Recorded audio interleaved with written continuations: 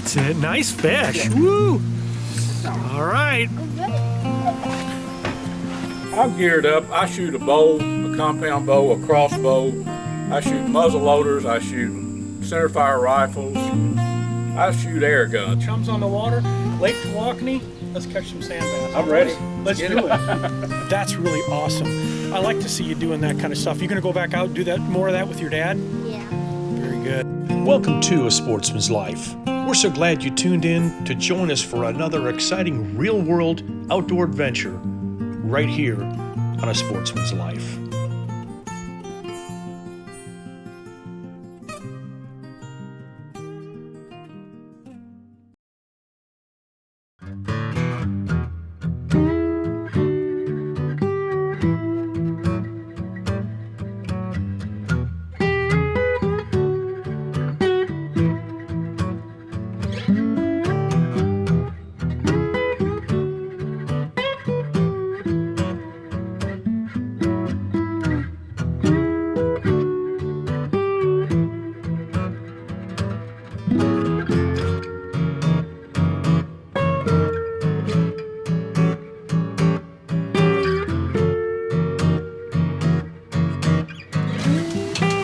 That's it. Nice fish. Woo! All right.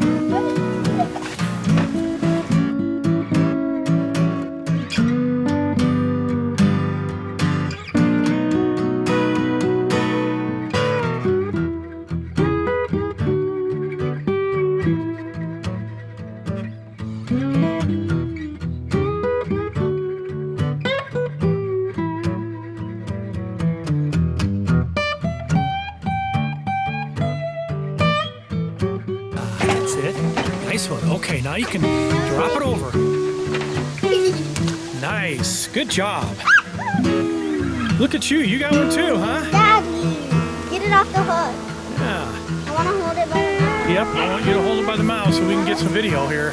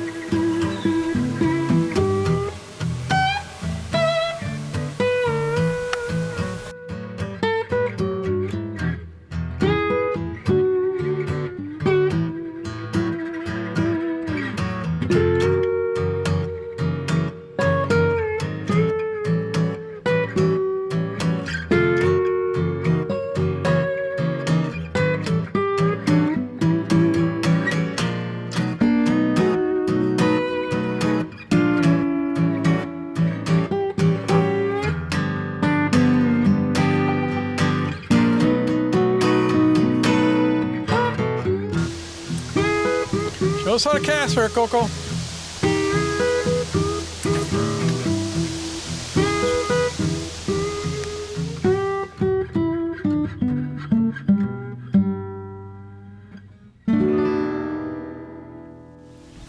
Ooh, that is a big old bluegill. Look at the color on that fish. It was on a bed. That's nice. Ooh, it's bleeding. All right, got Avery and Coco out here fishing Sunshine Lake, huh? Yeah. That's a pan fryer if I've ever seen one. Nice job. Well, you guys have caught some bluegills, huh? Fun stuff. So you come with your dad and your grandpa a bunch to fish, do you? You guys like to fish? Fishing's a lot of fun, isn't it? Mm-hmm. Yep. What would you tell other kids to get outdoors and do this? Yep. Yeah. It's good stuff. All right, let's see you get another one, okay? All right, here we go.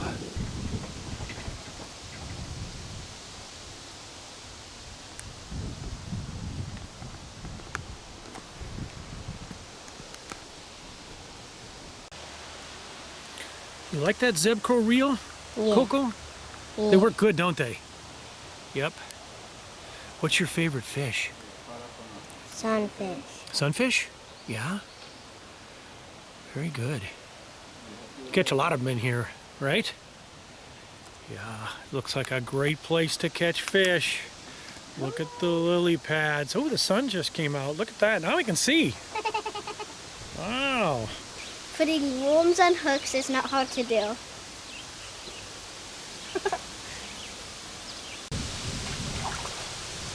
Oh, look at you. Swing that up here, girl. Swing that up here. Look at this. Oh, my gracious. That's a big fish. All right, Coco, let me get it off the line, and then we'll get a picture of you with it. Nice. That is awesome. I love catching bluegill. Hold that one up. I love catching them too, Coco. That is awesome. Congratulations. That is the big one of the day right there. Good job. You ready to let it go? Okay, let's drop it right in here, huh? Mom!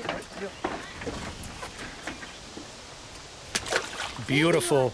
Congratulations. Nice job. Wait a minute, what? Wait a minute, what? They're starting to bite, aren't they? Ow! You get you? They can't get you. Okay. Try that. Slide it down the... Yeah, go around it like that, and then slide it down over the fins. Keep sliding, keep sliding, keep sliding, and then squeeze. Bingo. Slide and squeeze. You got the slide and squeeze method. And then you just kind of back the hook out. Oh, you got it. Got it. Nice work. Look at you. Look at you. Ooh. Nice fish. You guys are on a roll. Yep. Take the kids fishing, right, Avery? Beautiful. All right, let's go over here and drop them in. Very good. Nice work. All right. Coco's back at it over here. Fast and furious, huh? Yep. Get another one. Woo. These are the tools of my trade. So, okay, what do you use those for? You spear fish, do you? Yes. Those are the northern pikes that you speared, huh? That's what you used, huh? So what is that in your hand there? What is that? Is that a decoy? Yeah. So you put those down and the pike thinks it's a bait fish or something? Mm-hmm. And then they come to try to eat it, and then you stand up on top and drop a spear, huh? So you went out on one day and you speared one. Mm-hmm. New Year's Eve and New Year's Day, right? Yeah. New Year's Eve and New Year's Day. So 2 days in a row. In 2 different years. In 2 different years. Yeah. Yeah, of course. New Year's Eve is one year, New Year's Day is another, right? That's really awesome. I like to see you doing that kind of stuff. You gonna go back out and do that more of that with your dad? Yeah. Very good. You know what? Uncle Jeff's gonna come up and join you because I want to film you doing some more of that. Cool stuff. Well, congratulations. All right, let's show some video and a little picture of Avery and her 2 speared northern pike up here in the norths of Minnesota, right? All right, so you got some other decoys there as well, huh? Which one's your favorite? This one. The one you got in your hand. Okay. Very good. Nice. Look at the spear. Ooh, that's sharp, huh? Good stuff. I encourage you parents and grandparents to take your kids fishing and hunting. Brought to you by Dallas Safari Club, Conservation, Education, and Hunter Advocacy.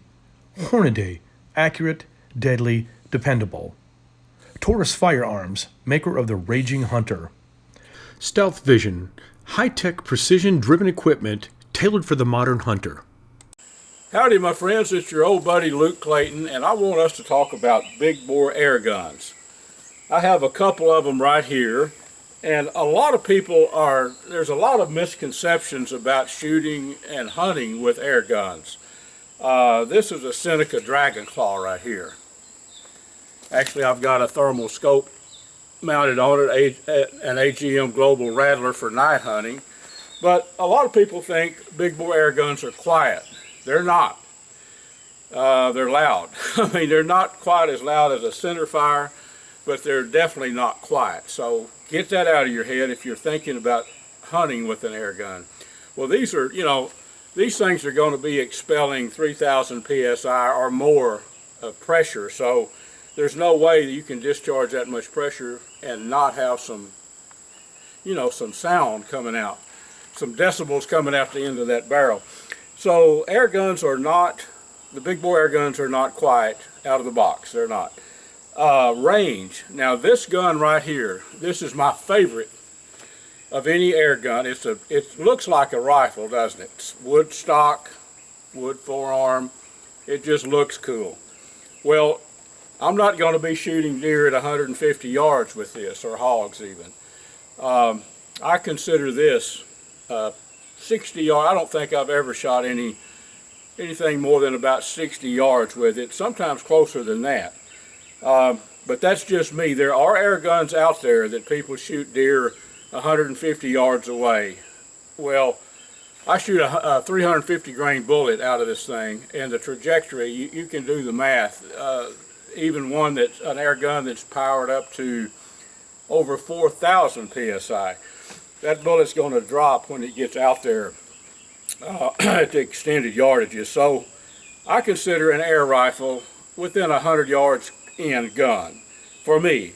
This one, which I love so much, like I say, it's not the most powerful. It pressures up to a little bit over 3,000 psi, but it is a shooter, and I love the thing. And it's also quite capable of killing game. I've killed deer-sized game, bunch of hogs, a few exotics with this, not this particular rifle, but with the Dragon Claw. So the price point on the Dragon Claw is reasonable, probably one of the best buys that you can find in air guns. You need to, if you want to get started shooting air guns, there's a few things you need to know. You're not going to go to a package store and buy you a Seneca Dragon Claw or any of the big bore air guns. You have to order them, and I'm going to hook you up with right here with Pyramid Air. I call it the one-stop shop for everything air gun related. Pyramid Air. They have everything you need, including the Dragon Claw and every other air gun you can imagine. So now this gun right here, I have zeroed at 60 yards. Now I can shoot it out to 100, but the trajectory falls quite a bit from there. But my goal, or my barometer, if you will, is about 65 yards. I'm going to set up to hunt where I can shoot within that range. Now, you're talking about a lot of fun. With the thermal scope, with this AGM Global Vision Rattler, you can get out at night and put the stalk on hogs and get up. You want to be pretty close anyway, but you can get up there within 60 yards and hammer them. Because there's the hydrostatic shock in a centerfire bullet going 3,000 feet per second is great, but these lob a big old heavy bullet into a game animal. So you better put your shot. You're not going to be dropping a big bore if you shoot him right through the front shoulder. You have to watch where you place your shots. Now this gun shoots air bolts. I particularly shoot arrows through my compound bow. I don't shoot them through this, but it's very deadly. It's killed Cape buffalo with air bolts, the Seneca Dragon Claw. So that's something to consider. You might want to get an air rifle that shoots air bolts with broadheads. Nothing wrong with that. I just like to hunt with bows, shoot my arrows through a bow. So this one here is for night hunting. I just put the thermal scope on it. I've got another one here with a little scope on it for daytime hunting. It's not a scope you're going to be shooting 1,000 yards with. I shoot, like I say, 60 yards. Does a real good job. So I hope this has helped you a little bit. For about the past 9 years, almost 10 years now, I've been hunting editor for the only big bore air gun in the country, air gun hobbyist. And I'm not a air gun smith. You know, you ask me about the inner workings of these things, I know the basics, but I just shoot them and hunt with them, probably like you. So if you want to get into air gunning, I want to recommend you go to pyramidair.com. It is the best place. They have their catalog online, P-Y-R-A-M-Y-D, pyramidair.com. Go there and look at the various ones. Look at the Dragon Claw here. They also make air shotguns. Air Ventura makes a wing shot. You might want to get into that. But I think that you would enjoy air gunning. people ask me, why do you like air guns? Well, I'm geared up. I shoot a bow, a compound bow, a crossbow. I shoot muzzle loaders. I shoot centerfire rifles. I shoot air guns. I just love learning about new sporting arms, new ways to hunt. So hopefully this will help you a little bit if you're on the teeter-totter thinking about, do you want to actually start shooting big bore air guns? I say give it a try.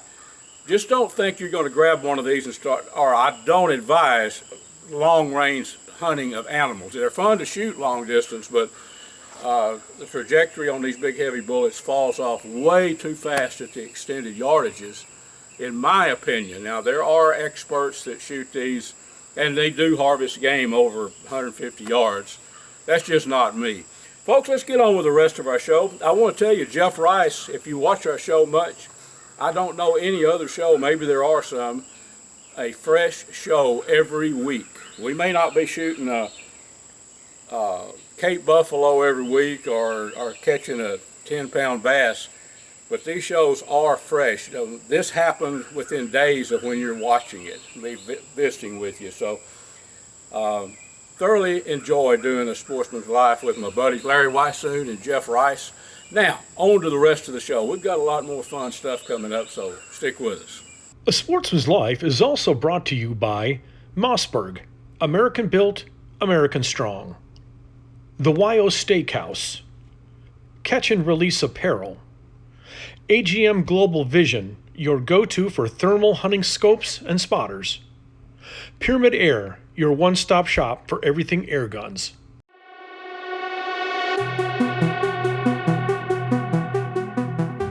Hello sports fans, it's Bill Carey with Striper Express with your fishing tip this week on A Sportsman's Life. This week we're going to talk about hydrating. Hydration, drinking, power drinks.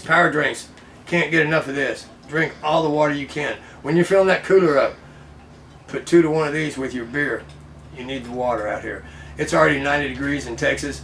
That cloud cover is deceiving. So, drink a lot of fluids, Go ahead and get your little power drink in you, Gatorade, Powerade, whatever. And I wanted to show you something I found. Look on screen here. This is an Amish formula for cramps. I'm a guy who has cramps. Wake me up in the middle of the night. So, try this stuff. You'll love it if you have problems with cramps. So, what do we do now in Texas? It's almost summertime. We hydrate. There is your fishing tip this week on A Sportsman's Life. I'm Bill Carey, and go catch a fish.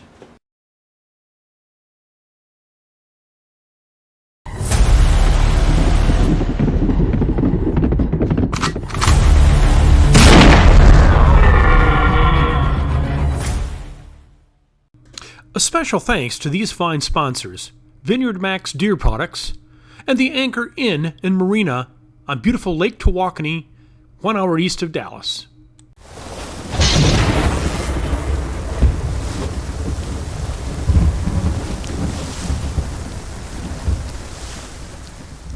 Well, folks, welcome to this week's A Sportsman's Life. We are out here on Lake Tawakoni with chums on the water. Brett, you're going to take us out and show us how to catch some sand bass, right? Yep, we're going to go sand bass fishing today. We're going to switch gears up from what we did last time using live bait and try to get them on some slabs and some little stingers and on artificial and go after some big magnum size sand bass, see if we can hook up with some of those. I was anxious to get Jeff out here because if you watched our show, 3 weeks ago, I was out with him using the live bait with the big hybrids. But we're going to kind of target sand bass, white bass this time. I know we'll catch some fish, so We're going to catch some magnum size ones. let's waste no time. Let's jump in the boat. Let's go with Brett, chums on the water, Lake Tawakoni. Let's catch some sand bass. I'm ready. Let's do it. I'll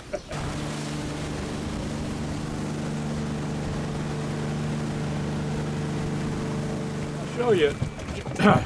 Brett, show him the bait right here.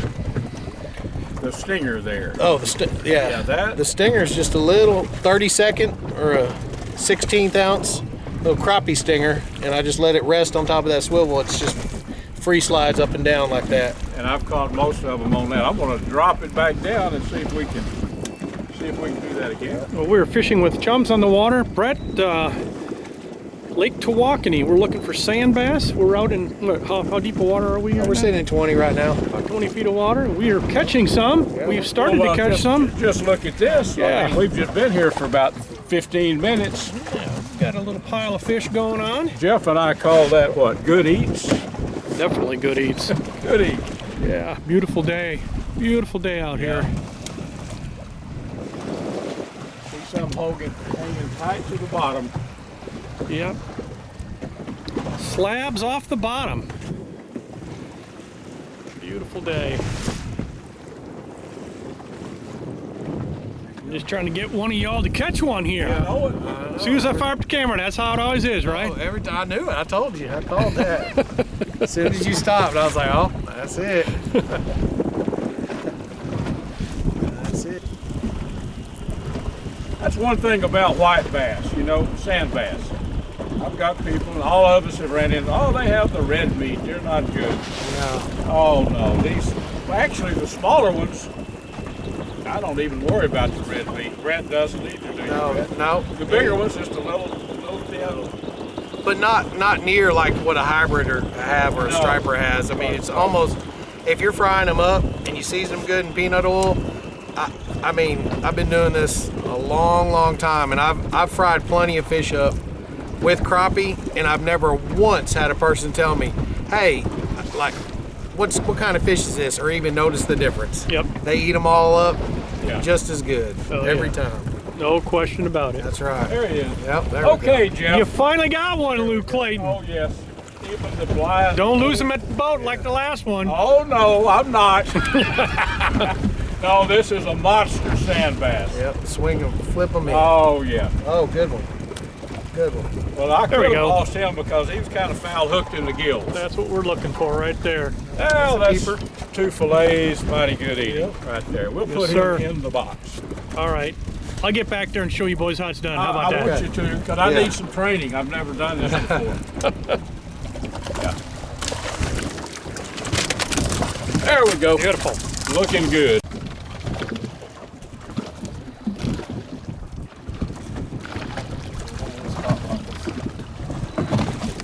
Stay on them. Yeah, that's a beauty. Oh, boy. On that top stinger. Got a little. Top stinger. It's amazing. That's my own special setup. Not another person on the lake uses those Wally Marshall stingers. I promise you.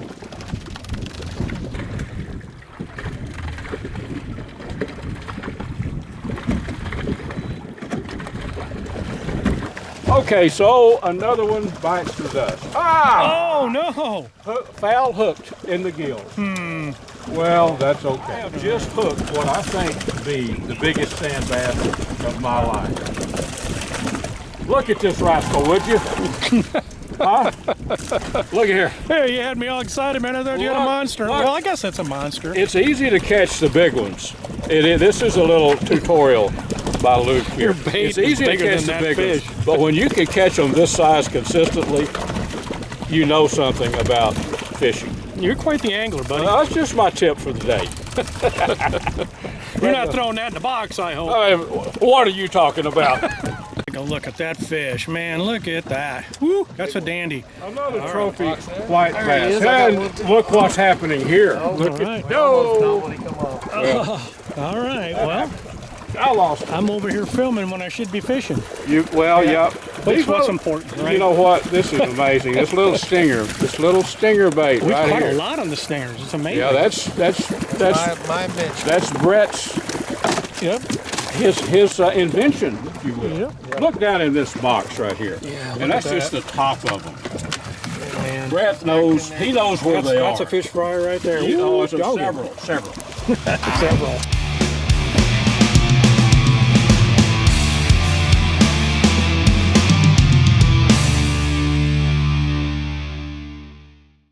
Chums on the water. What do you target? What kind of fish do you target? So if somebody wants to come out and fish with you guys, do you do catfish? Do you do fin fish? I mean, is it all stripers, sand bass? We do the scale fish trips, which is hybrids and sand bass, and we also go for catfish, and we do trophy blues in the wintertime. So we got it covered here on Tawakoni if you want to fish. What's more. your website? Chumsonthewater.com. Chumsonthewater.com. Well, we had a great time. Thank you Yes, so sir. much. It was fun. It was an awesome Thanks, day. buddy. It was fun doing it again. You're dang right. Folks, this segment was brought to us by Gearhead Archery, Smoke and Tex Electric Smokers, Snaplock Hunting Blinds, YO Ranch Headquarters, Ultramatic Feeders, and Catfish Pro.